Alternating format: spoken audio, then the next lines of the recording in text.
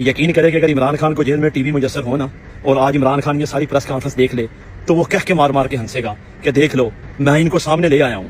اب زرداریوں اور شریفوں کے بس کی بات نہیں ہے کہ وہ پی ٹی آئی کے لوگوں کا یا عمران خان کے بیانیے کا مقابلہ کر سکیں۔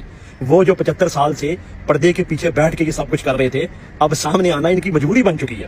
اب یہ خود اس بیانیے کا مقابلہ کرنے کے لیے آ گئے ہیں۔ یہ ہے ان کی کل سیاست، اور پھر بعد میں یہ کہتے ہیں کہ ہمارا سیاست کے ساتھ کوئی تعلق نہیں، اور پوری کی پوری پریس کانفرنس جو ہے نا وہ عمران خان کے خلاف ہے، اس چوروں کو ڈیفینڈ کیا جا رہا ہے۔ لیجی صاحب، اللہ نہ کرے ہماری زندگی بھی عمران خان کو لگ جائے، اگر عمران خان اس دنیا سے چلا بھی جائے نا تو شاید یہ آپ کی بھول ہوگی کہ یہ لوگ اب اس چور ٹولے کو قبول کر لیں گے، یہ آپ کس طریقے کار کو قبول کر لیں گے۔ ایسا نہیں ہوگا۔ آپ جتنا کرتے جاؤ گے نفرتیں بڑھتی جائیں گی، حتیٰ کہ آپ کو ایک دن خود ٹی وی پہ آ کے معافی مانگنا پڑے گی کہ ہم نے بہت برا کیا۔ خدا کا نام ہے، معافی مانگنے سے پہلے اپنا احتساب کر لیں، وہ کریں جو آئین میں ہے۔ عوام کے ووٹ کی قدر کریں، ان ووٹوں کو، اس جمہوریت کو اپنے بوٹوں کے تلے مت روندیں، عوام کے فیصلے کو مانیں۔ عوام ہی اس ملک کی سب سے بڑی سٹیک ہولڈر ہے۔